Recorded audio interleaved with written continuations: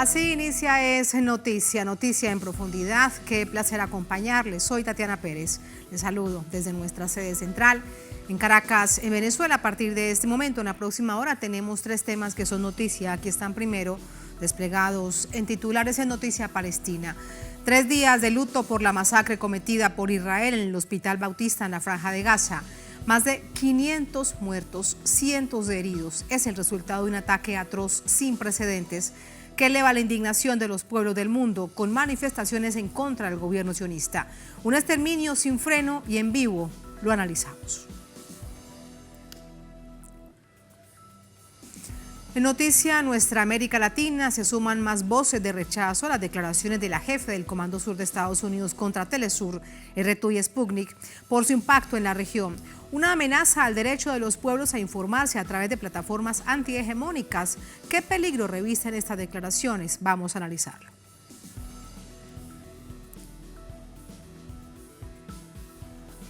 En Noticia Argentina, jornada de cierres de campaña de los 5 candidatos a la presidencia del país. Analizamos el escenario, incluidas encuestas que pronostican 2 vueltas para saber cuál será el futuro en medio de uno de los escenarios más complejos del país desde el retorno de la democracia. Lo analizamos.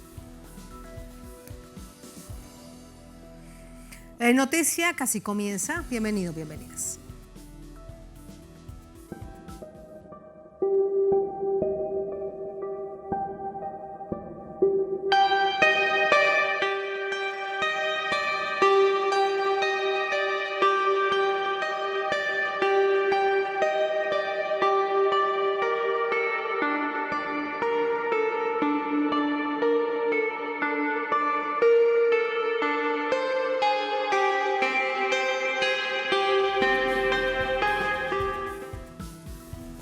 En Noticia Palestina, fuerzas de ocupación sionista bombardearon un hospital en la Franja de Gaza. Hasta ahora se reportan 500 víctimas fatales. Las manifestaciones de indignación y de dolor en regiones vecinas y otras latitudes crecen.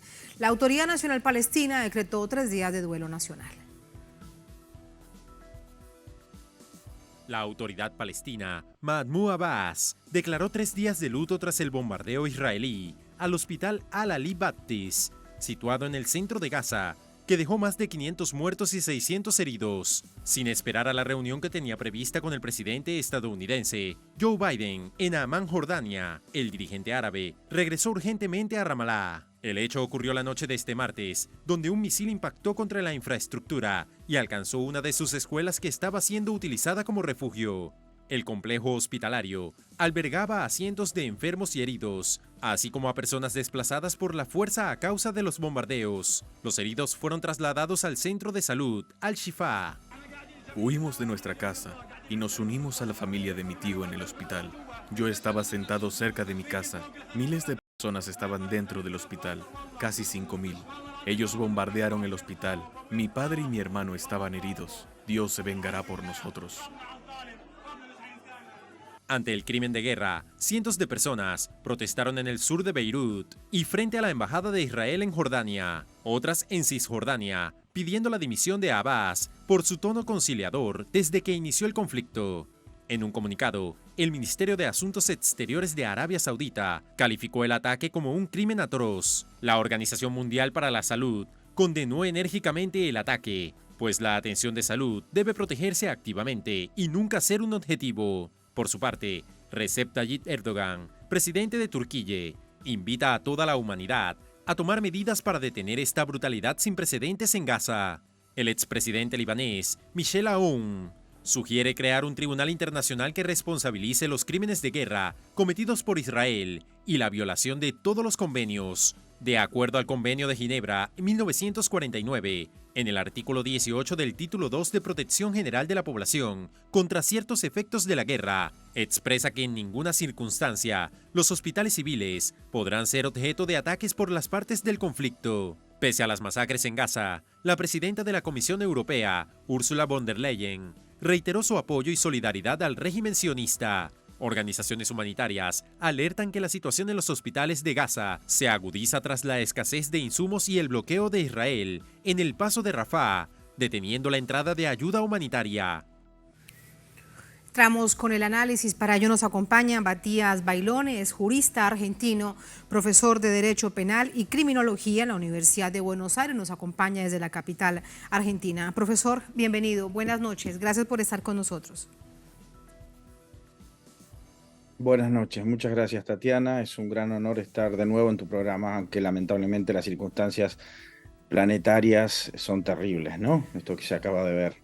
Son realmente terribles, el número de víctimas mortales sigue creciendo y hay cientos y cientos de heridos. Esto ya, recordemos que son 11 días con muertos, con heridos, con desplazamiento, con una serie de hechos que dificultan sin duda la supervivencia del pueblo palestino. Desde el punto de vista de los sistemas judiciales y de este llamado derecho internacional, profesor, quiero pedirle que nos ayude con algunos hechos claves en este momento.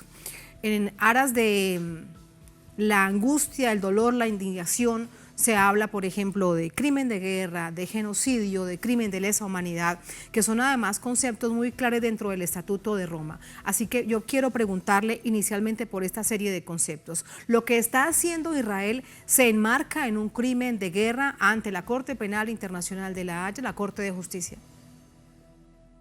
Sí, efectivamente. No tanto crimen de guerra, yo diría que es un crimen de lesa humanidad. La diferencia entre un crimen de lesa humanidad y un crimen de guerra es que no es una potencia beligerante propiamente dicha en este momento. Es una potencia invasora y una potencia que está aplicando violencia contra la población civil, ¿no? Por supuesto, en forma completamente injustificada. Uno puede ver el cuadro general, y no solo el cuadro general de los últimos 50 años, ¿no? Sino el cuadro general de las últimas semanas, ¿no? Los abominables ataques terroristas que sufrió el Estado de Israel no justifican en absoluto este tipo de respuestas, ¿no? Esto que en criminología, en el derecho penal, quienes estudiamos estos temas denominamos crímenes de Estado, ¿no? Crímenes de Estado porque son crímenes cometidos por el poder punitivo estatal, crímenes cometidos en el contexto de lo que el derecho internacional penal o el derecho penal internacional han definido como crímenes de lesa humanidad. Es un concepto que viene del siglo XVII, es un concepto que fue usado profusamente a finales del siglo XX, ¿no? A partir de Nuremberg, a mediados del siglo XX y por supuesto a finales del siglo XX. Ayer se cumplía un aniversario de que fuera detenido en Londres Pinochet, el genocida chileno. Quiero decir que tenemos una historia en Occidente de darle nombre jurídico, ¿no? A estos crímenes atroces, a estos crímenes cometidos por los estados contra su propia población o contra la población de países vecinos. Y esto me parece que esto es gravísimo lo que está pasando, y la comunidad internacional no está prestando la suficiente atención, ¿no? Y preocupación por esto. Solamente algunos países, quiero remarcar el temprano comunicado del presidente Maduro, que fue muy importante para la comunidad internacional, también del presidente Petro, por ejemplo, y lo que están contando ustedes, porque otra cosa que ustedes saben mejor que yo, ¿no? Es que la cobertura mediática internacional es muy complicada, digamos, es muy difícil que nosotros podamos conocer los pormenores de lo que está sucediendo ahora en esa franja del mundo tan vapuleada y tan atacada, ¿no? Porque digo, son muy pocos los medios que están informando lo que realmente está pasando, y obviamente uno es Telesur, ¿no? Entonces creo que no solamente que esto califica como crimen de lesa humanidad de acuerdo al Estatuto de Roma, de acuerdo a, digamos, la práctica y el derecho consuetudinario vigente en el derecho internacional, sino que además pone, o debería poner en alerta a la comunidad internacional para que no solamente se detengan estos crímenes, sino que también se juzguen a los responsables de estos crímenes atroces. Fíjese usted... Yo no podría decir... Sí. Sí, fíjese usted, profesor, que ha hablado a través de la red social X, el secretario general de Naciones Unidas, ha hablado también el presidente de Estados Unidos, Joe Biden, pero en ninguna parte, ya lo vamos a poner en pantalla, hacen referencia a Israel. Vamos a revisarlo. Primero le pido a la producción que ubiquemos el tuit de Antonio Guterres. Estoy horrorizado por la muerte de cientos de civiles palestinos en un ataque contra un hospital en Gaza hoy que condeno enérgicamente. Mi corazón está con las familias de las víctimas. Los hospitales y el personal médico están protegidos por el derecho internacional humanitario, el DIH, que es el derecho de la guerra. Vamos ahora a ver lo que dice el presidente Biden. Estoy indignado, profundamente entristecido por la explosión. El presidente Biden hace referencia a una explosión en el hospital árabe Al-Ahi en Gaza y la terrible pérdida de vidas que provocó. Inmediatamente después de escuchar esta noticia, hablé con el rey Abdullah II de Jordania y el primer ministro Netanyahu de Israel. Le ordené a mi equipo de seguridad nacional que continuara recopilando información sobre lo que sucedió exactamente. Estados Unidos defiende inequívocamente la protección de la vida civil durante el conflicto y lamentamos a los pacientes, personal médico y otros inocentes muertos o heridos en esta tragedia. Si fuese así, le exigiría a Israel que detuviese esta masacre. Esto lo decimos ya nosotros, por supuesto. Profesor Matías, usted nos hablaba del derecho internacional. ¿Esto aplica para cualquier conflicto en cualquier parte del mundo? Exactamente, además, exactamente son países además signatarios del Estatuto de Roma, pero además de esto, sí, por supuesto es derecho consuetudinario aplicable a cualquier país del mundo, no solamente inclusive a los países que están dentro de Naciones Unidas. Si uno toma lo que acaban de ver, ¿no? Lo del presidente de la Asamblea General de Naciones Unidas y el presidente de Estados Unidos, parece que es una tragedia que sucedió sin que nadie la haya cometido, ¿no? Entonces lo terrible en este caso es que se nombra la tragedia, inclusive edulcorándola, y no se nombra a los victimarios. Me parece gravísimo esta situación, no solo porque atenta contra las normas del derecho internacional y el derecho consuetudinario internacional, sino también porque esto es algo que está sucediendo en este momento, y en principio, si uno se atiene a los dichos oficiales y públicos del Estado de Israel y del presidente de Israel, esto va a seguir sucediendo.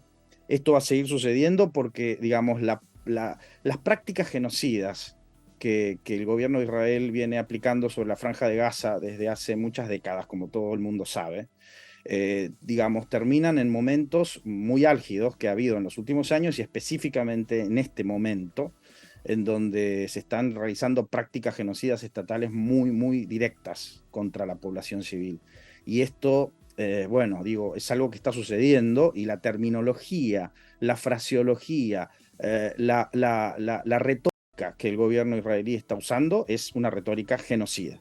Me parece que esto es gravísimo y no solo la retórica, porque ojalá fuera solo retórica, es la práctica como estamos viendo, ¿no? Es la praxis concreta que se está aplicando en esta región del mundo. Así que me parece algo gravísimo, algo que, la Comisión Internacional de Juristas lo viene denunciando desde hace muchísimos años, la Asociación Americana de Juristas lo ha denunciado ahora, inclusive con esto que está sucediendo. Hay muchas organizaciones internacionales de juristas, de internacionalistas, de penalistas denunciando esto. Lo que pasa es que no tienen cobertura en los medios de comunicación dominantes, hegemónicos, entonces no se conoce. Pero me parece que esto es un llamado de atención muy grave a lo que está sucediendo, porque esto tiene lamentablemente, ¿no? una pinta de que esto va a seguir sucediendo, ¿no? Entonces esto hay que frenarlo de alguna manera. Usted nos hablaba además de la narrativa, del relato, de la terminología, todo lo que esto significa. Fíjese que durante estos días lo que ha hecho el gobierno de Israel es decir que está atacando a los blancos terroristas producto de la operación Diluvio de Al-Aqsa como medio de autodefensa, que también evidentemente duelen las víctimas civiles de Israel. Sin embargo, si equiparamos las dos situaciones, esto es realmente novedoso y es un verdadero golpe a esa llamada seguridad implacable de Israel después de 75 años de asedio permanente de Israel como nación ocupante sobre Palestina. Pero es una narrativa que se intenta instalar. Incluso hoy, después de esta masacre que comete Israel, está culpando a Hamas y a esta llamada resistencia palestina. Y ahí está entonces esto que observamos y que se bombardea también a través de distintos medios de comunicación. El asunto clave para preguntarle además desde esta perspectiva también de la jurisprudencia es que se está atacando a la población civil, porque otra cosa sería decir entonces o que se interprete desde algunos medios de comunicación muy grave, profesor Bailone, que toda la población civil en Gaza es miembro de Hamas o de la resistencia islámica. Se cortó una parte de la pregunta, pero lo que quería decir que justamente las retóricas genocidas siempre han utilizado, y las praxis genocidas, siempre han utilizado al terrorismo como excusa para poder implementar prácticas genocidas, ¿eh?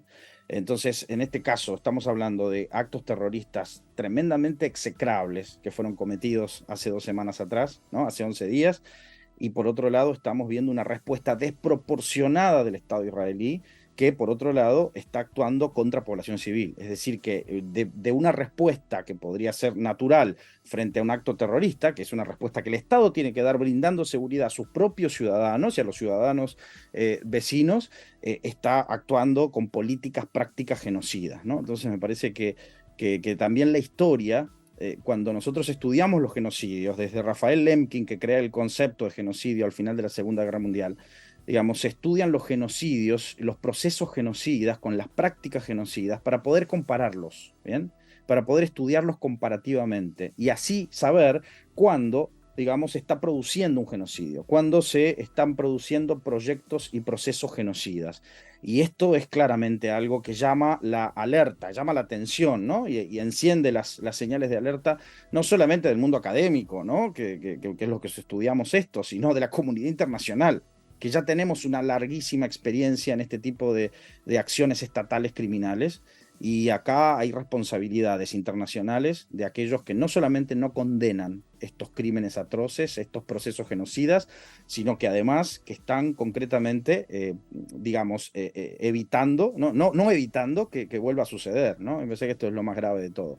Sí, usted nos habla de crimen de lesa humanidad y también del crimen de genocidio. En este caso, desde el activismo, reitero, la indignación y el dolor, se nombra a estos dos conceptos. Pero si Israel fuese a ir realmente investigado y si abriese un proceso de investigación en la Corte Penal Internacional, ¿cuál de estos dos casos específicos, o serían también los dos, recordando por ejemplo lo que sucedió en Sudáfrica con el apartheid, se le aplicaría? Yo creo que todavía no se puede hablar, esperemos que nunca, de genocidio, ¿no? Estamos hablando por ahora de crímenes de lesa humanidad, eso sí, y prácticas genocidas, que es lo que yo dije hace un rato, ¿no? Hay prácticas genocidas, hay políticas genocidas muy concretas que tienden hacia la consecución de un genocidio. Esperemos que eso no llegue, digamos, a consumarse, esperemos que no. Me parece que estamos en un momento muy clave de la historia del presente, de nuestra contemporaneidad, en el que todavía se puede impedir que suceda un genocidio. La comunidad internacional tiene esta obligación de impedirlo. Así que si se abre una investigación en la Corte Penal Internacional por parte de la Fiscalía de la Corte Penal Internacional, cosa que me parece improbable porque sabemos que la Fiscalía actúa bajo órdenes del Consejo de Seguridad de Naciones Unidas y es algo que me parece que no va a suceder, digamos, todos sabemos la geopolítica internacional de la Corte Penal Internacional, no nos olvidemos, y esto yo lo dije en tu programa hace algunos meses atrás, que el derecho penal internacional, ¿no? Y las prácticas consuetudinarias del derecho penal internacional, de los tribunales internacionales, están imbuidas de la geopolítica. Bien, es parte de la geopolítica, por lo cual me parece que esto no va a suceder, pero si sucediera debería suceder con esos caracteres que acabo de mencionar. Sí, y con respecto a este proceso que estamos observando cada vez más evidente cuando se denuncia, y ahí están además todas las pruebas, porque así se vive, de un lado en la Franja de Gaza, la mayor cárcel a cielo abierto del mundo, 2 millones de habitantes ahora serán menos producto de todas estas masacres, pero después de que pasan todos estos enormes muros instalados por Israel con la ayuda de Estados Unidos, llenos de cámaras y de alambre de púas, está Cisjordania. Y estos hechos específicamente se recuerdan, se lo pregunto además también usted, que ya que nos habla de la historia precisamente del apartheid que se vivió en Sudáfrica. ¿Cómo se estudia esto? Se estudia como procesos genocidas que han sido, algunos han sido juzgados o intentados juzgados, como el caso de Sudáfrica, y otros ni siquiera, ¿bien? Es decir, a lo largo de la segunda mitad del siglo XX, es decir, después de la Segunda Guerra Mundial, durante la llamada Guerra Fría y aún después de la caída de la antigua Unión Soviética, digamos, hubo procesos de juzgamiento, la mayoría de ellos interrumpidos. De hecho, recordábamos que ayer se cumplían un aniversario más de que el juez Baltasar Garzón con Joan Garcés intentaran detener y juzgar a Pinochet por el genocidio cometido en Chile bajo el Plan Cóndor, también ideado, pergeñado y financiado y ocultado también por los Estados Unidos, por las diversas administraciones políticas de los Estados Unidos. Es decir, acá se juegan intereses políticos y geopolíticos, por ende, digamos, así como en el derecho penal local y nacional, así como en el sistema de justicia penal de cada uno de nuestros países, digamos, juegan intereses políticos y económicos, así también juegan intereses políticos, geopolíticos y geoeconómicos a nivel de la justicia penal internacional. Entonces no podemos pensar que las instancias de la jurisdicción internacional son impolutas, ¿no? Y son perfectas y son lo mejor que nos ha pasado. Por supuesto es mejor que tenerlas que no tenerlas, eso está clarísimo, pero también es cierto, desde que existe la Corte Penal Internacional, ha sido un títere más, ¿no? Y la Fiscalía, por supuesto, de Naciones Unidas y de Estados Unidos, ¿no? Entonces, en el fondo sabemos que las prácticas jurisdiccionales internacionales responden a los intereses de las grandes potencias, en este caso de Estados Unidos y sus aliados. Uno de ellos sabemos que es Israel. Entonces, vemos completamente imposible eso. Pero por hay eso, otras soluciones. Claro. Sí. Es que precisamente ahí está el asunto, profesor. Todo está marcado por la geopolítica y por eso Israel comete estos actos y queda entonces en esa dolorosa impunidad desde hace 75 años, porque está abrigado, está bajo el paraguas de Estados Unidos. Pero esto además lo que nos lleva también a la reflexión, profesor Bailón, es pues este sistema tal como está ahora, la verdad es que ya es vergonzoso o es vergonzante, tal vez es un fracaso, está quebrado. ¿Ya de qué sirve este sistema si estamos observando este exterminio en vivo, en directo, e Israel sigue haciéndolo? Y mire usted lo que acaba de, por ejemplo, de decir Estados Unidos. No, y sucedió en otros casos antes y lamentablemente es algo, es tal como decís, es vergonzante este sistema penal internacional que tenemos, ¿bien? Pero sin embargo, porque justamente sucedieron genocidios en los cuales la jurisdicción universal o los tribunales internacionales o la Corte Penal Internacional nunca hicieron absolutamente nada, existió una respuesta de la comunidad internacional. La comunidad internacional, desde Lelio Basso, el famoso fundador del Partido Comunista, uno de los grandes presidentes del Partido Comunista Italiano de la posguerra, creó lo que se llama el Tribunal Permanente de los Pueblos, que está basado en el famoso Tribunal Russell, de Bertrand Russell, ¿no? Russell I, contra los crímenes que Estados Unidos cometió en el sudeste asiático, y Russell II, que Julio Cortázar funda en París, para juzgar los crímenes que Estados Unidos también y los ejércitos locales estaban cometiendo en Chile, Argentina y en todas las dictaduras del Cono Sur. Eso se institucionalizó en el Tribunal Permanente de los Pueblos. Esto quiere decir que como la justicia o los poderes judiciales internacionales no juzgan estas comunidades, estos organismos de juristas, de académicos o de personajes públicos como Julio Cortázar, como Bertrand Russell en su momento, para demostrar la impunidad, ¿no?, de estos crímenes, demostrar que los crímenes de Estado gozan de una impunidad absoluta porque están protegidas por sus propios comitentes y por los que ganan económica y políticamente por esos crímenes, ¿bien?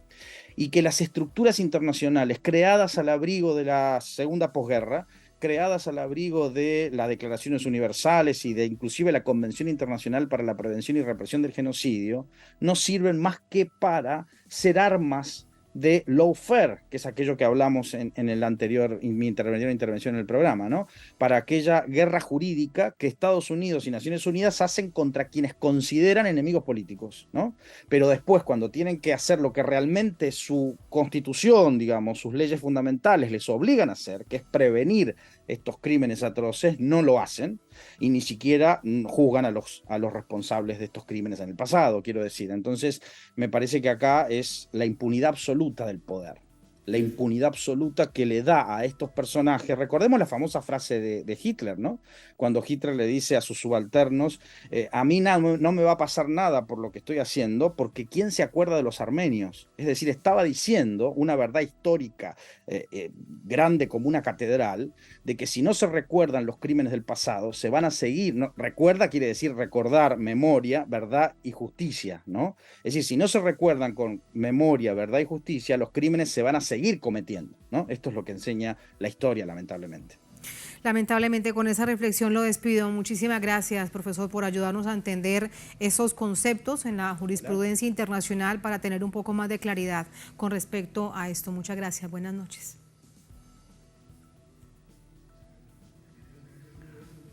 Justo perdimos la comunicación con el profesor Matías Bailone. Al momento de despedirlo, le agradecemos de nuevo por acompañarnos en Noticia de Telesur. Vamos a hacer la primera pausa. Al volver en Noticia a nuestra América Latina, se suman más voces de rechazo a las declaraciones de la jefe del Comando Sur de Estados Unidos contra Telesur, RT y Sputnik por su impacto en la región. Una amenaza al derecho de los pueblos a informarse a través de plataformas antihegemónicas. ¿Qué peligro revisten estas declaraciones? Vamos a analizarlo al volver en el Noticia.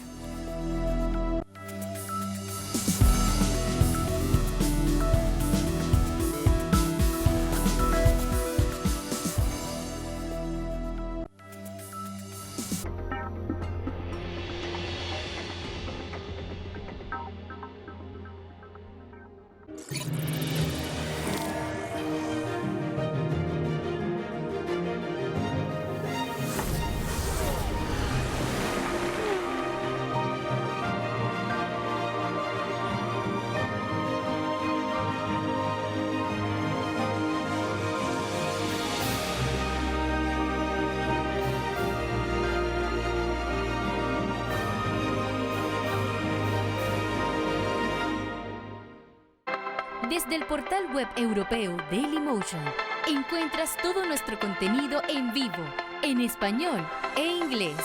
Síguenos y mantente informado, porque Telesur siempre da más. A partir de diciembre viaja a Ecuador en las alas de Conviasa. Vuela desde Caracas a Guayaquil y de Guayaquil a Caracas. Déjate cautivar por su cultura, gastronomía, paisajes y tradiciones. También puedes viajar directo Caracas-Quito y de Quito a Caracas. Para más información ingresa a www.conviasa.aero. Conviasa, el placer de volar.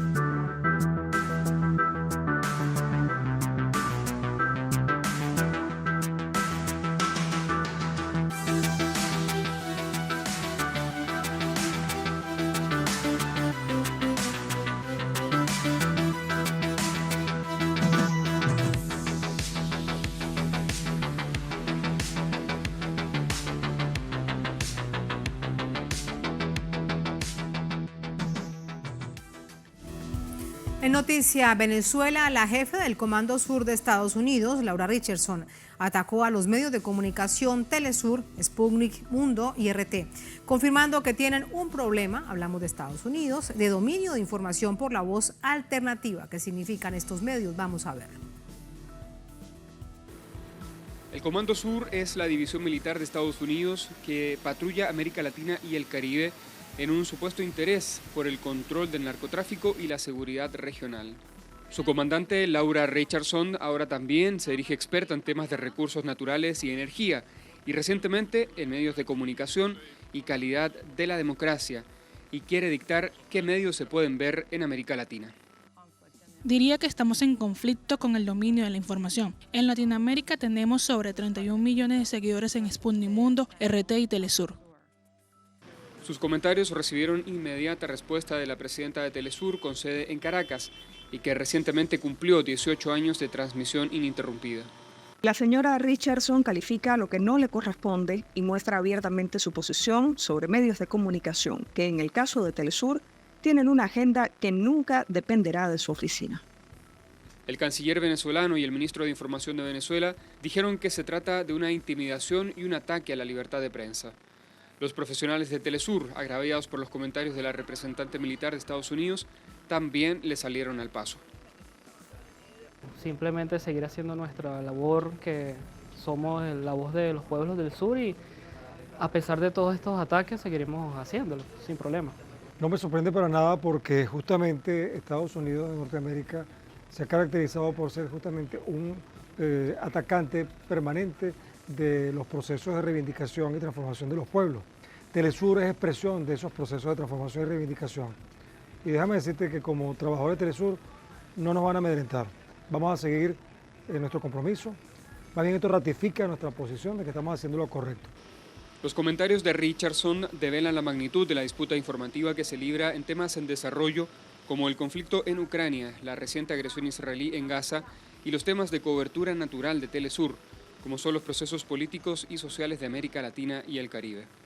Esto nos pone en alerta por lo que significa la construcción de un relato que no reconoce las diversas verdades y que le quita a los pueblos la posibilidad de tener su propia voz, en específico además cuando estamos viendo esta situación tan delicada que se está desarrollando entre Palestina e Israel.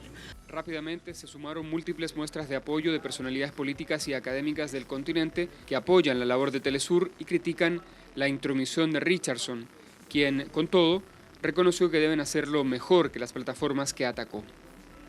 Leonel Retamal, Telesur, Caracas, Venezuela. Vamos a entrar con el análisis. Para ello nos acompaña Atilio Boró, politólogo, sociólogo argentino, profesor, escritor, articulista. Nos acompaña desde Buenos Aires, en Argentina. Uno de los intelectuales más importantes de nuestra América Latina. Uno siempre poder conversar con el profesor Atilio. ¿Cómo está, profesor? Muy buenas noches. ¿Qué tal? Buenas noches, Tatiana. Un gusto estar acompañándola en su programa. Muchísimas gracias. 31 millones de personas ven en nuestra América Latina RT, Telesur y Sputnik Mundo, según dice la señora Richardson. Pues nos va bastante bien, digo yo. ¿A usted cómo le parece? Yo creo que es una buena publicista para Telesur. Con esto vamos a subir rápidamente a 50 millones, ¿verdad? Porque la verdad que es una declaración totalmente fuera de lugar, en la tradición injerencista de las diversas agencias del gobierno norteamericano, pero revela que lo que estamos haciendo realmente les duele, ¿no? Porque la batalla comunicacional es una batalla fundamental para ellos y siempre tuvieron la primacía en ese terreno, pero bueno, con la aparición de Telesur, concretamente en el caso de Latinoamérica, y las otras dos cadenas, Sputnik y RT, evidentemente ahora se encuentran ante un escenario en disputa de la información y no les gusta nada, por eso ella salió a hacer esa declaración.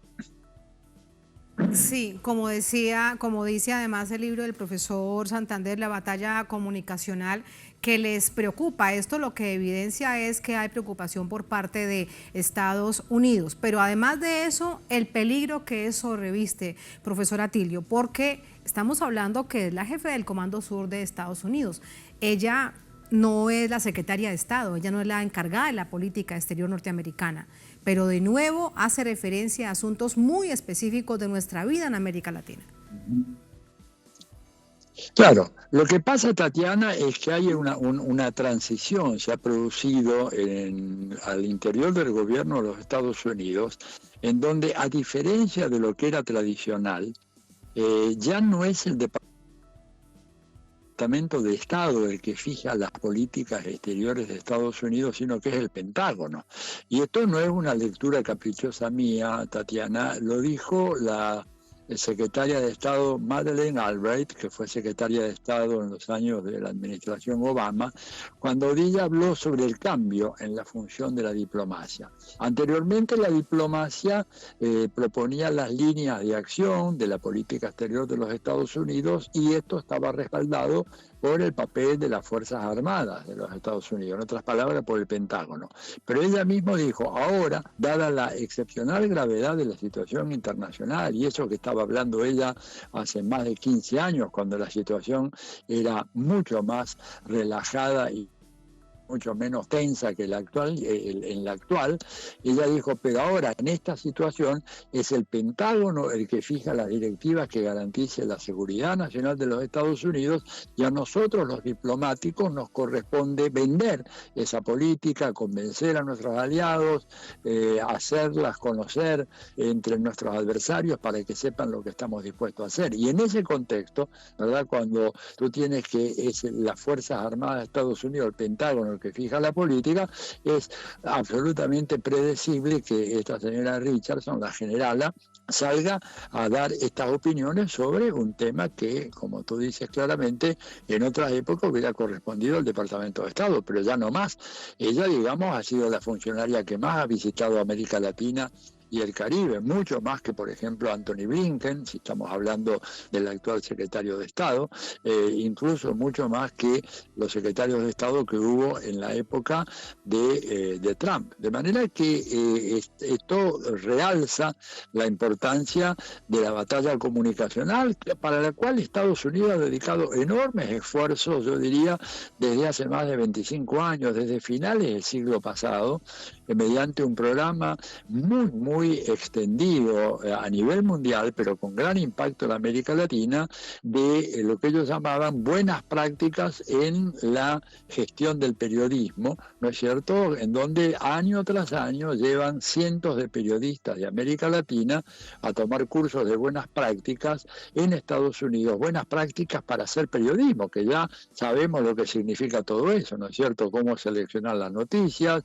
cómo fabricar la fake news, cómo blindar información inconveniente para los intereses del imperio o de las oligarquías dominantes en América Latina.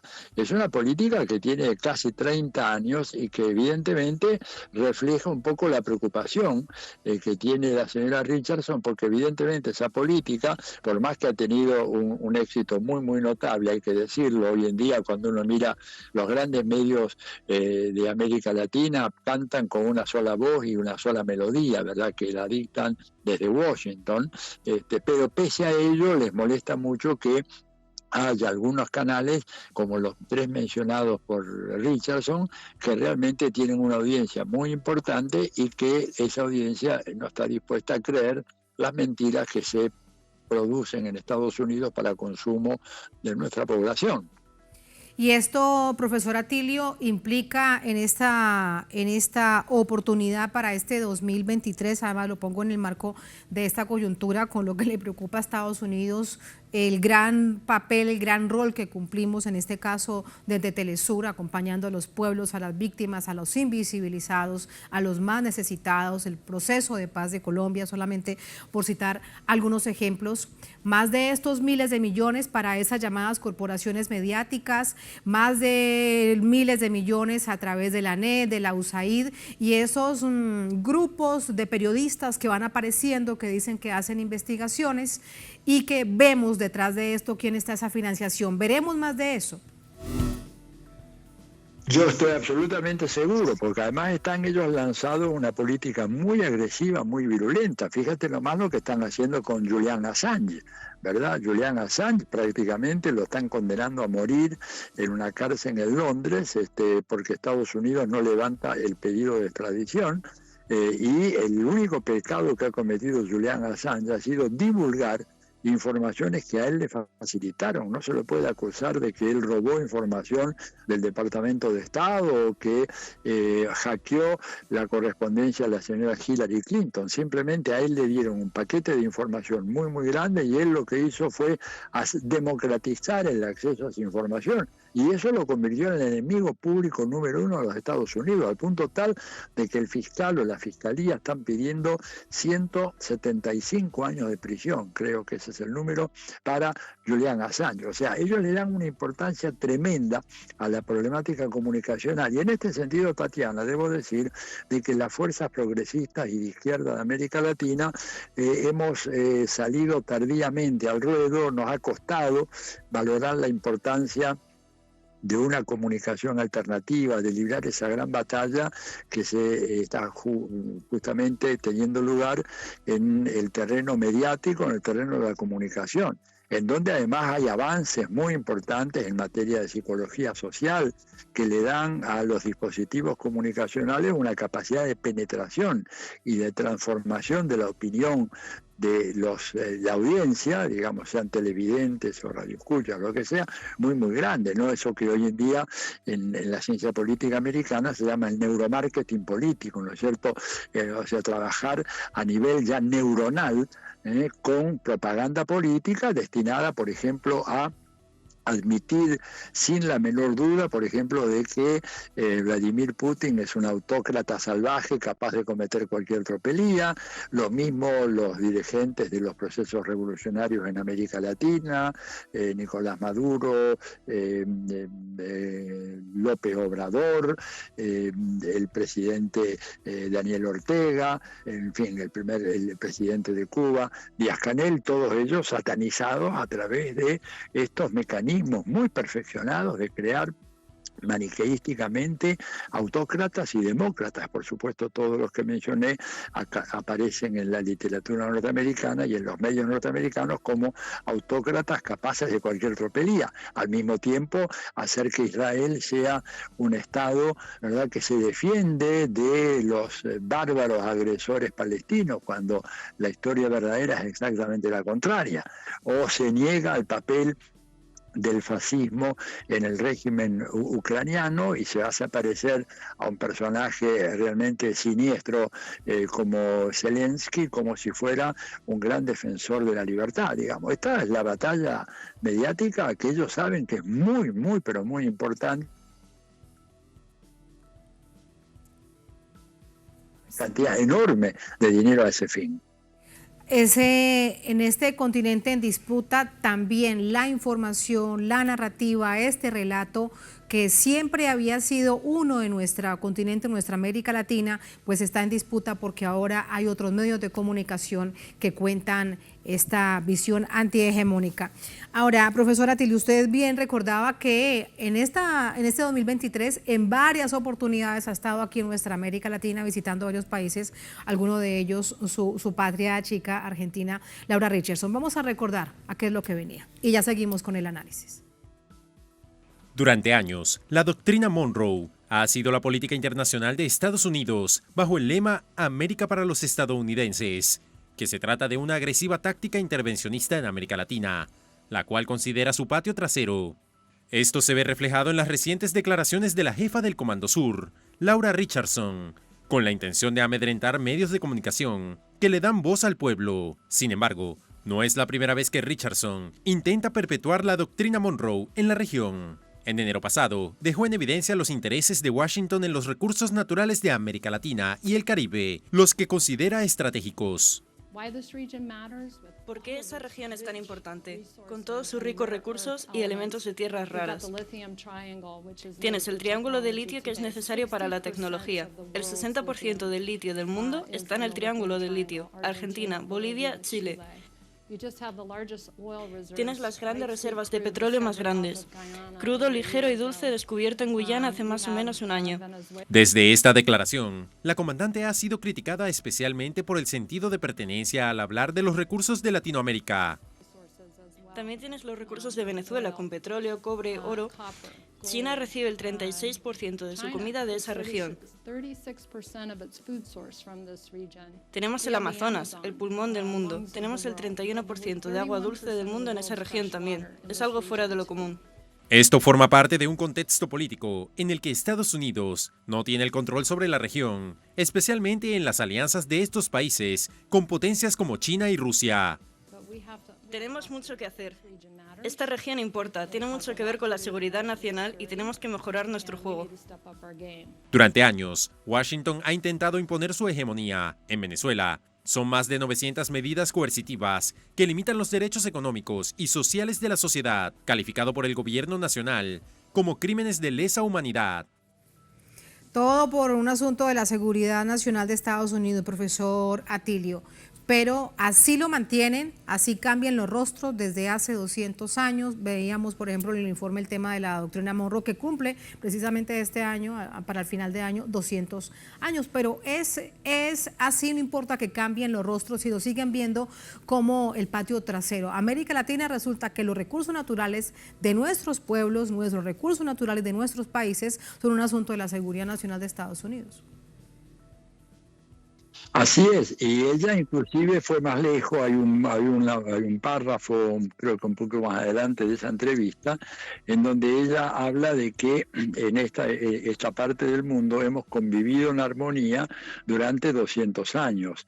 Y fíjate, en armonía con una innumerable cantidad de intervenciones militares, invasiones, golpes de Estado, procesos de desestabilización, magnicidios, asesinatos de grandes dirigentes políticos, ¿verdad?, hechos por Estados Unidos, pero ella cree que eso es armónico, ¿no es cierto? Y dice, pero tenemos que cuidar nuestras riquezas. Richardson ha dado un paso más en las políticas del monroísmo, porque antes ellos hablaban, bueno, América Latina tiene tales y tales recursos, ¿verdad? Pero ahora Laura Richardson dice, nosotros, que somos un vecindario, ya no somos un patio trasero, somos un vecindario, en donde hemos vivido en la armonía, tenemos que cuidar de que no vengan intrusos a sembrar la discordia y a querer apoderarse de lo que es nuestro. Estoy repitiendo más o menos textualmente lo que ella dijo. Y además señaló a los intrusos, que eran los previsibles intrusos, Rusia, China e Irán. O sea que estamos realmente ante una ofensiva en toda la línea.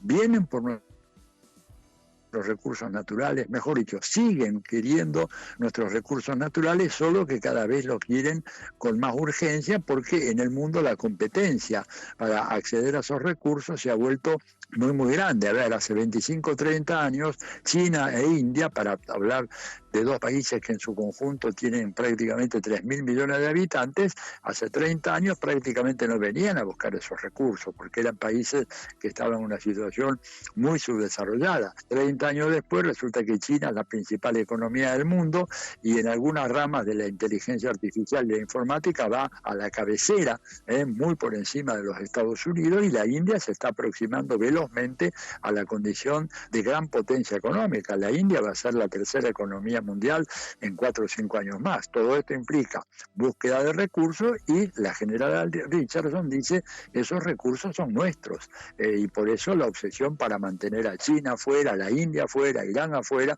a todos cuantos puedan tener interés en tomar o apoderarse o de alguna manera buscar formas de que esos recursos naturales no caigan en las manos inapropiadas, que serían las manos chinas, rusas o iraníes. Ese es el contexto, profesor Atilio, un placer siempre escucharlo, gracias por su análisis, muy buenas noches.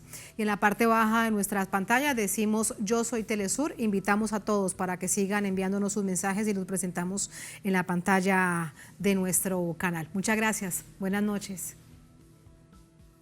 Gracias, buenas noches, y yo soy Telesur. Muchas gracias, un abrazo, profesor, buenas noches. Así vamos a la última pausa en esta emisión de Es Noticia. Al volver en Noticia Argentina, jornada de cierres de campaña de los 5 candidatos a la presidencia del país. Analizamos este escenario complejo y los resultados de las últimas encuestas que pronostican 2 vueltas para saber cuál será el futuro de esta nación en medio de este complejo escenario desde el retorno de la democracia, uno de los más difíciles. Al volver en Es Noticia.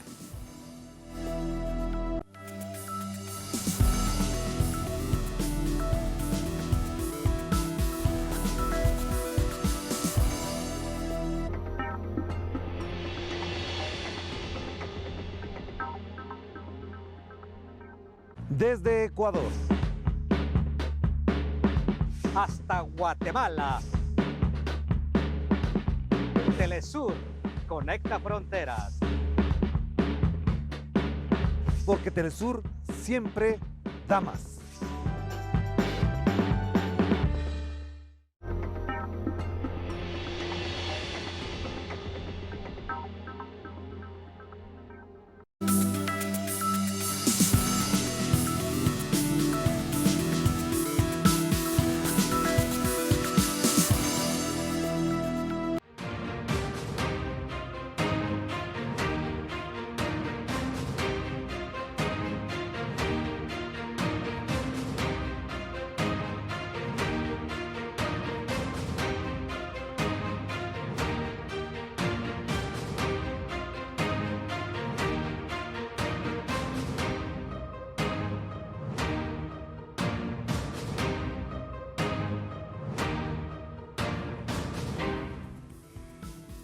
En noticia argentina, en la recta final hacia las elecciones generales y presidenciales el próximo domingo 22 de octubre, los y las candidatas se enfrentan ante un escenario de crisis económica. Vamos a verlo.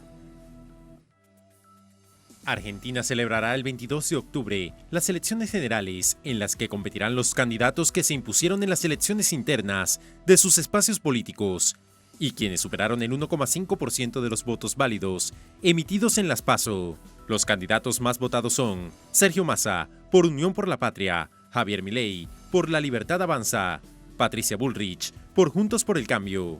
La devaluación del peso en los mercados paralelos y el aumento de la inflación hacen pensar en una difícil transición hasta el 10 de diciembre. Sergio Tomás Massa, nacido el 28 de abril de 1972, es una de las figuras centrales de la política argentina de los últimos 20 años. Fue funcionario del kirchnerismo, intendente de Tigre, diputado, candidato a presidente por el Frente Renovador y miembro fundador del Frente de Todos, la alianza con la que el peronismo derrotó a Mauricio Macri en 2019, cuando Massa volvió a las filas del peronismo, cerrando una alianza con Cristina Fernández para conformar la Alianza Progresista e impulsar la candidatura de Alberto Fernández. Llega a las elecciones del 22 de octubre como el segundo candidato más votado en las PASO, aunque en la suma de fuerzas Unión por la Patria quedó tercero, por detrás de Juntos por el Cambio. Javier Milei nació el 22 de octubre de 1970 en la ciudad de Buenos Aires. Llega a las elecciones del 22 de octubre como el candidato más votado en las PASO. El plan de gobierno publicado contiene posibles reformas estructurales que contemplan la reducción del Estado y la eliminación del Banco Central, entre otras propuestas. Tras su fuerte irrupción mediática, llamó la atención por su forma polémica de comunicar ideas liberales en materia económica. Patricia Bullrich, nacida el 11 de julio de 1956, comenzó su militancia dentro del peronismo, pasando entre medio por diversos partidos y alianzas que fueron inclinando su perfil progresivamente a la derecha. Fue designada como ministra de Seguridad en el marco del gobierno de Mauricio Macri. Su mandato estuvo marcado por el aumento en la violencia ejercida por las fuerzas de seguridad. En su plan de gobierno, pretende generar medidas sobre economía, educación, salud y seguridad. Nuestro compañero de labores en Buenos Aires, Juan Carlos Bartolota, estuvo durante esta jornada en varios de esos cierres de campaña, moviéndose de un lugar a otro, además dentro de la provincia de Buenos Aires. ¿Cómo estuvo, Juan? Buenas noches, adelante. ¿Qué tal, Tatiana? Me pidieron brevedad, así que lo voy a hacer. Acto de cierre de Sergio Massa hoy, junto a Axel Kicillof en la provincia de Buenos Aires, en la localidad de Sarandí, unas 40.000 personas aproximadamente. Allí el candidato de Unión por la Patria dijo que va a dejar todo para tratar de que Unión por la Patria triunfe en las próximas elecciones. Como bien decía el informe, una elección atravesada por la cuestión económica, sin ninguna duda. Este es uno de los grandes desafíos que tiene Sergio Massa en su haber. El resto de las campañas electorales, el cierre de las campañas electorales se está dando en los próximos días, inclusive hasta el día jueves va a haber algunos actos ya menores, porque los más importantes se van a desarrollar entre esta jornada de hoy que estamos viviendo y el miércoles. Va a haber el cierre de Javier Milei, justamente en un microestadio donde ya hizo el cierre anterior de campaña, también lo propio en la provincia de Buenos Aires por parte de Patricia Bullrich. Están las cartas echadas. Lo que dio hoy mucha sorpresa fue la publicación en una cadena de noticias internacional, a la cual no le molesta a la comandante del Comando Sur norteamericano, de que en esas encuestas Sergio Massa aparecía primero con 30,5 si mal no recuerdo, y unos 4 o 5 puntos de diferencia por encima de Javier Milei, porque todas las encuestas hasta el momento le estaban dando al revés, es decir, segundo Massa y primero Javier Milei. Pero esta encuesta tiene la particularidad de haber acertado, entre comillas, las elecciones de 2019 y las elecciones PASO que se desarrollaron anteriormente. La verdad entonces es que hay que ponerle bastante atención. Fíjate, la producción dice que corto y yo te voy a hacer otra pregunta. Así es, porque es importante este tema, Juan, con respecto a las encuestas. Y es que, bueno, lo cierto es que en este escenario todo indica que habría segunda vuelta. Las encuestas en eso no han cambiado. Hasta ahora no, el único que propone lo contrario es Javier Milei, que dice que va a ganar en primera vuelta. Esto implicaría que no haya segunda vuelta, obviamente, pero bueno, los números hasta ahora, todas las encuestas, absolutamente todas, están dando que va a haber segunda vuelta en la República Argentina. Pero estamos un poquito asustados con las encuestas, ¿no? También, Tatiana. Claro, siempre es así. Además, recordemos que hay todo un componente político en función de qué encuestas son y quiénes están detrás de ellas, etcétera, etcétera, lo que bien sabemos. Gracias, Juan. Hasta mañana. Buenas noches. Hasta mañana, buenas noches. Hasta mañana. Vamos a entrar con el análisis. Vía telefónica nos acompaña Sergio Ortiz, es analista político, es director de la revista mensual Liberación. Nos acompaña desde Buenos Aires, reiteramos, vía telefónica. Sergio, bienvenido. Muy buenas noches. ¿Cómo está? Muy buenas noches, ¿cómo andan ustedes? Muy bien, muchas gracias. Sergio, ya realmente esta es la recta final para el primer tiempo oficial. Me refiero a esto después de las PASO con este escenario que vimos, pero ahora primera vuelta presidencial y elecciones generales en el país. ¿Cómo observas lo que ha sucedido esta semana, los últimos días en particular, en el marco de la crisis económica, el tema de la inflación, estas decisiones también de carácter judiciales para ir en contra de los especuladores cambiarios? Bueno, sí, efectivamente estamos en la semana previa a las elecciones. No creo que haya un vencedor en primera vuelta. En principio, las 12 o 13 encuestas que se han publicado no afirman que vaya a haber definición en primera vuelta, sino que va a haber balotaje el 19 de noviembre próximo. En general, los candidatos llegan con chances, digamos, los tres primeros, ¿no es cierto? O sea, Milei, Bullrich y Massa llegan más o menos con el caudal propio y quizás algunos puntos más, porque ya en la elección esta ya no son las primarias, el sentido del llamado voto útil hace que alguna gente que votó por otros candidatos en esta oportunidad ya privilegia a algunos de los candidatos más posibles, digamos. Pero, como ustedes sabrán, en la PASO de agosto, Milei sacó el 30, los dos candidatos de Juntos por el Cambio el 28 y los dos candidatos de Unión por la Patria el 27. Desde entonces han transcurrido algunas semanas y puede haber alguna variante en el voto, como te decía, pero no sustancial, de modo que, reitero el concepto, me parece que se va a ir a balotaje. Ahí las encuestas difieren si lo que van son Milei y Bullrich o Milei y Massa. Hay diferencias, digamos que para eso las encuestas están poco creíbles, que habrá que aguardar el domingo 22 a la noche. Claro, la encuesta definitiva, que es el voto, que es la urna. Ahora, Sergio, con respecto a Milei y Bullrich, bueno, se dividirá la derecha y la extrema derecha la votación. Así es, en su momento estuvieron muy unidos, ahora en función del apetito por el gobierno y por parte del poder los ha hecho pelearse mucho entre ambos, pero bueno, desgraciadamente entre los dos tienen el 50% o más de los votos entre los dos, ¿no? Por suerte van divididos, lo cual viene bien porque muchas veces nosotros como izquierda hemos escuchado que se nos reprocha, la izquierda siempre se divide. No, la izquierda muchas veces se divide, a veces lamentablemente y otras veces por razones políticas de fondo, pero también la derecha se divide, como en este caso, digamos, ¿no? O sea, tanto Bullrich como Milei quieren hacer un ajuste brutal, quieren limitar el derecho de huelga, quieren privatizar empresas públicas. Milei en particular quiere privatizar la educación, en fin, van a atacar las conquistas de los trabajadores, eso abiertamente, pero bueno, en ese sentido son claramente lo peor que le puede pasar al pueblo argentino. Sin embargo, debo decirte que el gobierno actual, vos me preguntabas al principio sobre la semana, la inflación. Bueno, el gobierno sigue dando malas noticias. El gobierno actual, cuyo candidato es Massa y encima es ministro de Economía, sigue dando malas noticias, digamos, porque la inflación de septiembre fue del 12,7%, en lo que va del año el 100,3.2%, se supone que en el total del año 2023 va a ser del 180% o quizás más. Entonces esa inflación que generan los monopolios, los bancos, los fugadores de capital, los especuladores, desgraciadamente lo paga con los alimentos, con los servicios, con la poca calidad de vida los argentinos, ¿no? Que en este caso se ha llevado la pobreza al 40,1% en el primer semestre del año. Cuando se actualicen esos datos, en realidad va a estar bastante más arriba.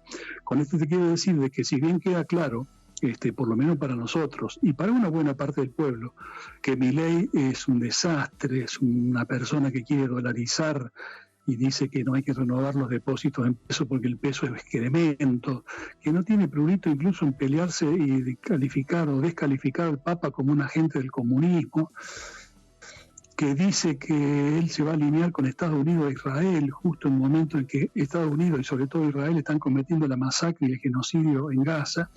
Está claro que Milei es el peor de todo y que Bullrich, que fue ministro del gobierno de la Alianza en el 2001, que fue ministra del gobierno de Macri en el 2015, iría ahora por su tercer ajuste. Dice que tiene la lista de no sé cuántas leyes y conquistas que piensa derogar. Eso está claro. El problema, reitero, es que de este lado Massa no es un candidato del pueblo, ¿no? Massa es un candidato, e inclusive los venezolanos lo deben recordar bien, que en su momento reconoció a Juan Guaidó, y es parte de un gobierno que desde el mes de junio del año 2022 mantiene detenido, digamos de hecho expropiado, el avión de Entrasur de Venezuela. Entonces este hombre que se precia de ser muy amigo de la embajada norteamericana, que tiene sus contactos con el Departamento de Estado y los asesores de John Biden, le hace Jake Sullivan y Juan González, sinceramente este hombre no nos representa a una salida popular. Y ese es el drama, justamente, ¿no? Porque la única candidata de izquierda que hay, que es Miriam Bregman, del FITU, desgraciadamente en la PASO tuvo el 2,5% de los votos, unos 600.000 votos en todo el país, y evidentemente no es una candidata que pueda disputarle la presidencia. Y justamente, fíjate, te voy a dar otro ejemplo de cómo coinciden los tres candidatos principales.